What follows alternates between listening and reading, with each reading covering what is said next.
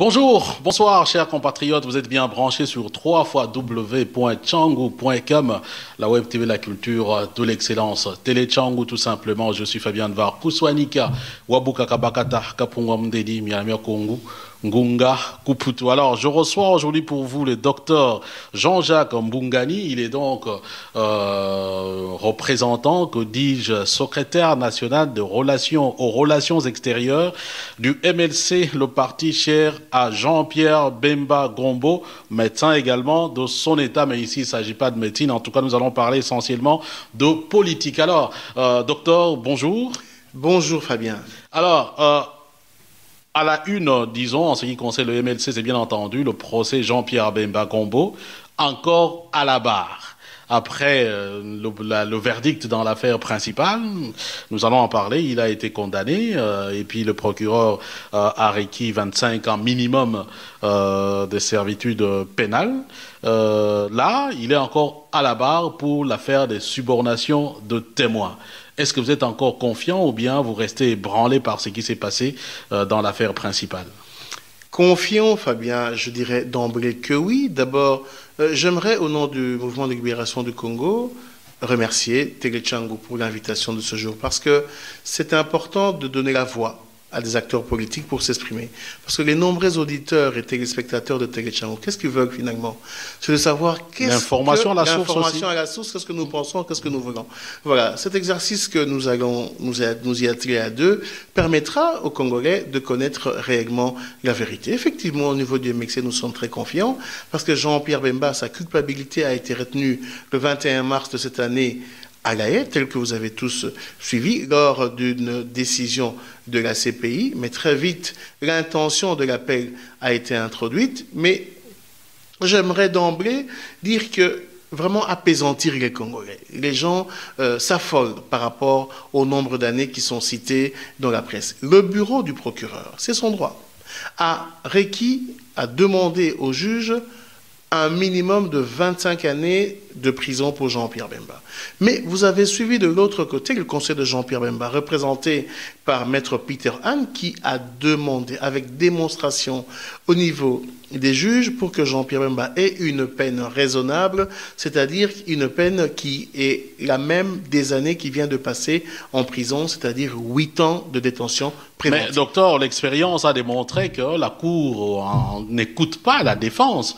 Voilà, on a constaté, on était surpris déjà qu'il soit déclaré coupable. Pour des gens qui ont suivi le procès, moi j'en fais partie, on se disait, à la limite, voilà, ça ne serait pas... Bon, même si on le reconnaissait coupable, mais ce n'était pas à ce niveau-là. Non, mais là, ils ont retenu vraiment... C'est comme si le procès n'a pas existé. C'est comme si la défense n'a pas existé. Non, tout à fait. La défense a fait son travail depuis 8 ans. C'est-à-dire la Cour a retenu la culpabilité de Jean-Pierre Bemba et maintenant, il faut fixer ce qu'on appelle le taux de la peine. C'est important. Le procureur demande 25 ans. Ses avocats requièrent une peine égale aux années qu'il a passées en prison, donc 8 ans. Et je vous rappelle que dans le procès de Germain Katanga, le procureur avait demandé 30 ans. Finalement, il a eu une douzaine d'années. Pourquoi? Parce qu'on a considéré l'effort que Germain Katanga a fourni pour établir la paix en Ituri. Donc, il y a des circonstances, mais c'était au jugement en appel. Mais entendre le verdict, ce n'est pas le cas pour Jean-Pierre Bemba, parce que là, c'est comme si on le chargeait réellement. Non, c'est-à-dire que pour Jean-Pierre Bemba, il est important de rappeler aux auditeurs que jamais Jean-Pierre Bemba a été lui-même à la commission de crime.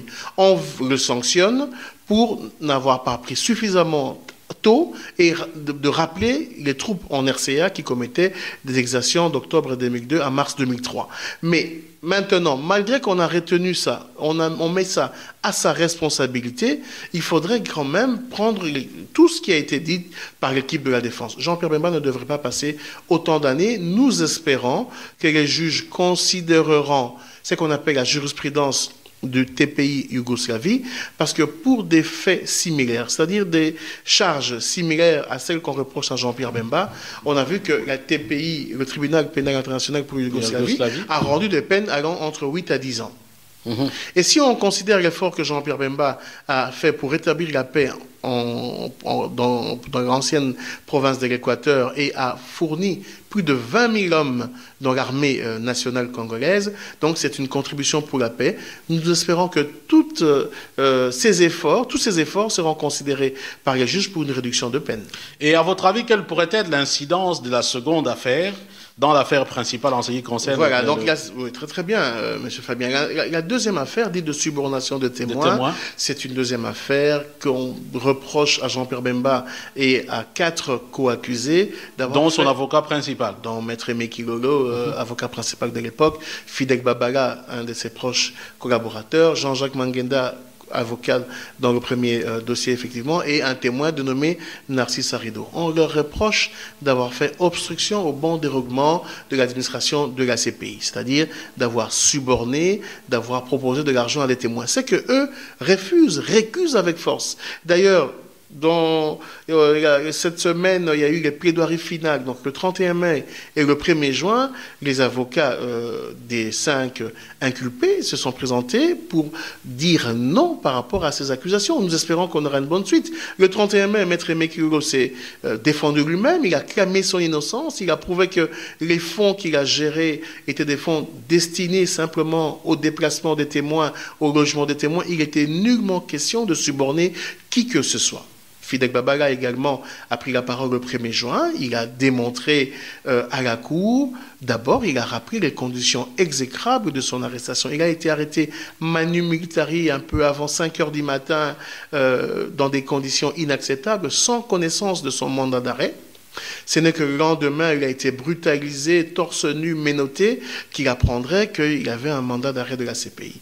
Également, pour des faits mineurs, donc tel que ça a été évoqué, il a eu un avion destiné pour le ramener menotté à la CPI. Il a rappelé tout ça pour dire que ce n'était pas normal, parce que la CPI est en collaboration avec les États partis. Le même mandat d'arrêt qui a permis à l'arrestation de Fidek Babala s'est fait avec beaucoup de brutalité, alors que Aimé Kilolo, Jean-Jacques Mangenda et Narcisse Arido, qui eux ont été arrêtés ici pour Aimé Kilolo en Belgique, Mangenda en Hollande, Arido à Paris, ils ont eu à faire valoir tous leurs droits par rapport à cette arrestation avant d'arriver calmement à la CPI. Donc, il y a quand même, de la part de la Cour pénale internationale, quelques irrégularités qui devraient considérer dans le jugement qu'ils rendront pour ces 5 Est-ce que vous avez une idée de quand ce jugement pourra être rendu? Dans quelques mois, parce que par expérience, on voit que la Cour prend quelques mois pour rendre, ça peut aller de 3 à 6 mois. Dans le cas de Jean-Pierre Bemba, c'était le plus long parce qu'ils ont pris 1 an et demi quasiment pour rendre le verdict dans le cas de l'affaire principale.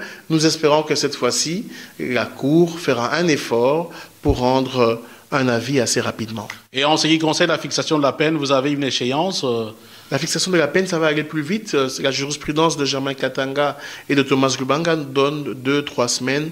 Nous disons si dans moins d'un mois, on a le taux de la peine, ça serait une satisfaction pour tout le monde. Donc d'ici pratiquement fin juin, on devrait savoir à combien d'années Jean-Pierre Bemba est condamné. Absolument. Et il aura la possibilité de faire appel de cette condamnation, ou bien si la peine est prononcée, c'est fini, on ne fait plus rien? Non, il a la possibilité. Je vous ai dit qu'il a déjà introduit l'intention de l'appel par rapport à la peine qui est, au verdict qui a été donné le 21 mars. Mais il a introduit un appel déjà. Il conteste déjà le principe de la culpabilité.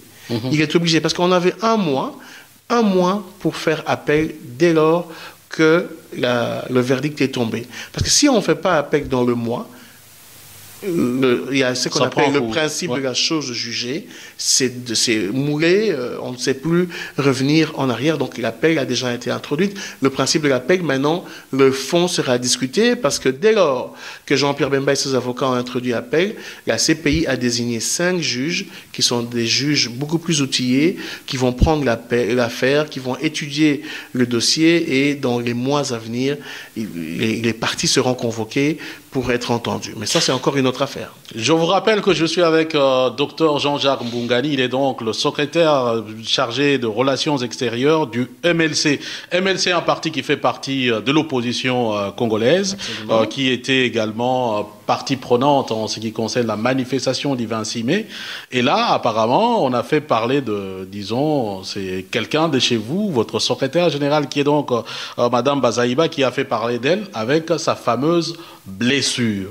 S'agit-il réellement d'une balle à bout portant? Non, d'abord, il faut rappeler que le 26 mai était un grand jour pour le peuple congolais parce que l'opposition, avec en tête la dynamique de l'opposition, avait toutes les autorisations pour manifester. Nous manifestions pourquoi? Nous contestons par rapport à ce qui se passe au Nord Kivu, à l'Est de la République. Le drame que nos frères, nos sœurs de Béni vivent au quotidien. En train de vivre. Et des femmes, des enfants égorgés, assassinés d'une manière brutale, les Congolais, qui que ce soit, et surtout les représentants des partis politiques, ne pouvaient passer cela sous silence. C'est pour ça que la dynamique de l'opposition, avec le MLC en tête, a pris le devant pour aller manifester. Et également, nous manifestions également pour rappeler au régime actuel le respect des délais constitutionnels.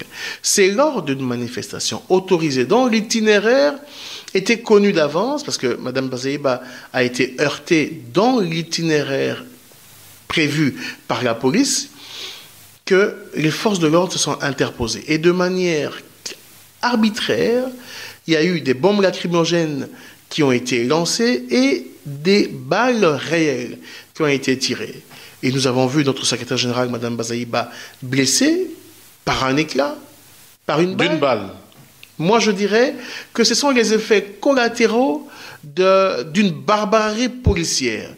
Cette dame, députée de son État, devant les militants de l'opposition, se fait ainsi agresser. C'est quelque chose qu'il faut reprocher. Et je pense, je salue au passage tous les partis politiques de l'opposition qui sont venus rendre visite à Mme Bazaïba pour... On a vu Vital Kamere venir lui rendre visite. Et c'est quelque chose d'important parce qu'il ne faut pas rester sur c'était une balle, c'était pas une balle. C'est plutôt par rapport à l'acte qui a été commis qui est inadmissible. Mais alors, après, Mme Bazaïba a tenu un discours où il appelle d'ailleurs à ce que la population puisse ne pas permettre à ce que Kabila puisse arriver au terme de son mandat parce qu'il a démontré qu'il était, où le Congo était un État voyou. Tout le monde a suivi, mais voilà, quelque chose qui a rebuté les jeunes du PPRD, qui, semble-t-il, ont tenté une action appelant le procureur à se saisir de cette histoire-là pour offense au chef de l'État, quand on sait que Bertrand Ewanga a connu la prison pour ça, et peut-être aussi Martin Moukonkole, je ne sais pas si c'est Martin qui s'appelle, a aussi connu la prison pour offense au chef de l'État. Est-ce que ça ne vous fait pas peur au niveau du MLC? Non, pas du tout, parce que nous sommes dans notre bon droit. Madame Bazaïba a été heurtée lors d'une manifestation autorisée. Elle a failli perdre sa vie. Alors, et Wanga aussi, c'était une manifestation autorisée. Nous sommes de cœur avec ce qui était arrivé au secrétaire général de l'UNC Wanga. Nous sommes avec l'UNC dans le cadre de la dynamique. Nous rappelons que toutes ces tentatives que nous appelons des tentatives d'intimidation finalement. Vous savez, quand quelqu'un est dans son tort, il essaye de vous faire peur en prétextant porter plainte. Ils n'ont qu'à aller jusqu'au bout de leur logique. Le MLC est organisé, Mme Bazaïba également, et la communauté internationale est avec nous. Vous verrez que ce n'est pas ça qui va faire reculer le MLC par rapport à ce qu'eux veulent faire. C'est plutôt grave quand on vient heurter les opposants qui manifestent pour Béni, qui manifestent contre les tripatouillages de la Constitution, mais vous voyez le parti de la majorité demander autorisation pour manifester en faveur de l'anniversaire du chef de l'État. Mais quelle honte! Quelle honte vous avez dit. Alors, je pense voilà, que donc pendant cette question n'a pas besoin d'être... vous avez manifesté pour Béni. D'ailleurs, ici à Bruxelles, une manifestation est également annoncée pour le 4 juin, donc demain. Ouais. Vous serez de la partie? Effectivement, le MLC, on a vu que vous étiez parmi les organisateurs. Du Congo est organisateur de cette manifestation avec d'autres partis politiques, d'autres mouvements, la société civile également, et des jeunes que je salue au passage. Vous voyez, il y y a des jeunes... Donc c'est votre manière de fêter l'anniversaire de Joseph Kabila alors, dans Non, ce cas? pas du tout. Nous manifestons pour Béni, pour le respect de la Constitution, pour le respect de l'ordre dans notre pays. C'est différent avec ceux qui vont manifester en l'honneur d'une personne alors qu'il y a plus de 80 millions de Congolais qui sont dans le désarroi, dans le malheur, sans électricité, sans avoir accès à l'eau potable, avec des routes, d'ailleurs, il faut en parler, des routes qui ont fait beaucoup de bruit, mais qui sont maintenant dans un état inadmissible. Si vous parlez d'un état voyou, je pense que celui qui dirige le Congo peut se donner un titre par rapport à ça. Voilà, je rappelle que donc c'est Dr Mbungani et tout ce qui se dit dans cette émission n'engage que l'auteur, bien entendu. Alors, vous avez parlé de manifester contre l'arrêt de la Cour constitutionnelle. Cet arrêt-là, justement, c'est par rapport à l'élection présidentielle qui n'est pas organisée, si elle n'est pas organisée dans les délais. On parle de plus en plus du dialogue. Vous avez dit que vous faites partie de la dynamique. Vous êtes donc contre le dialogue. L'UDPS est pro-dialogue. Et il y a un conclave qui est organisé à Bruxelles pour justement voir s'il y a moyen de pouvoir arrondir les angles, rapprocher les points de vue. Et patatras, le MLC et la dynamique dit niet. Est-ce que vous avez des raisons valables? Ce qui se passera à Bruxelles du 7 au 9 juin, nous appelons ça la table ronde de Bruxelles. Les organisateurs, c'est leur droit. C'est un conclave des forces de l'opposition.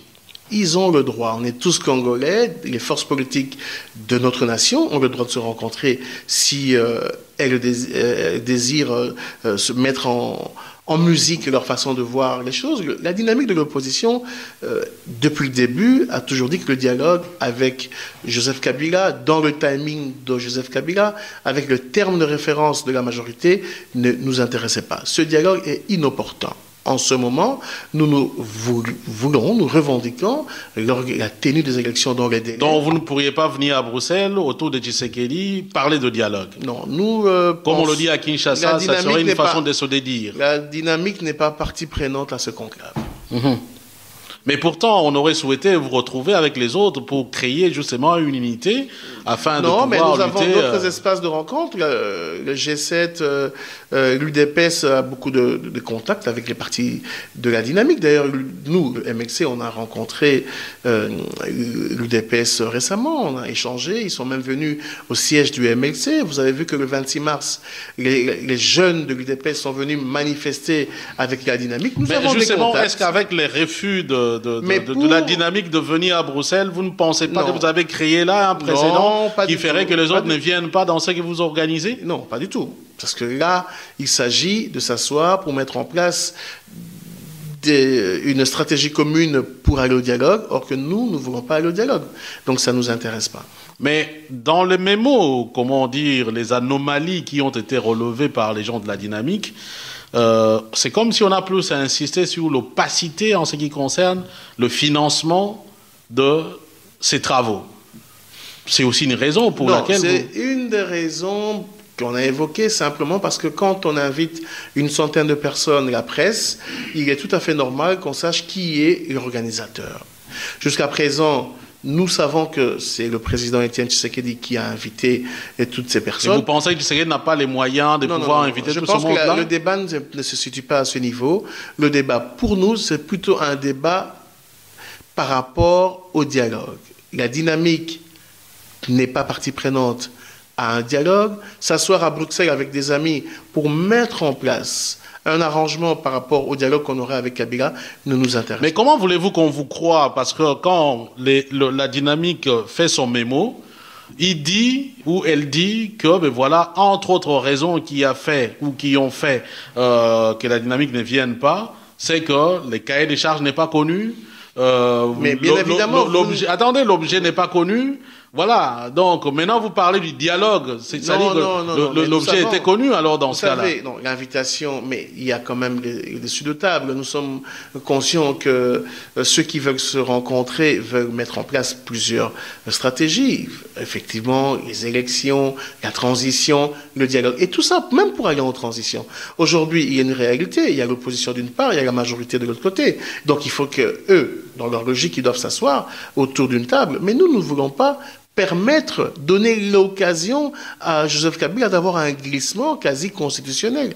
Mais c'est ça que les amis veulent faire. Et nous disons non, nous n'allons pas à ce dialogue, nous n'irons pas à ce conclave, parce que ça nous emmènera dans ce que nous avons décrié. Ne demandez pas à la dynamique de se dédire.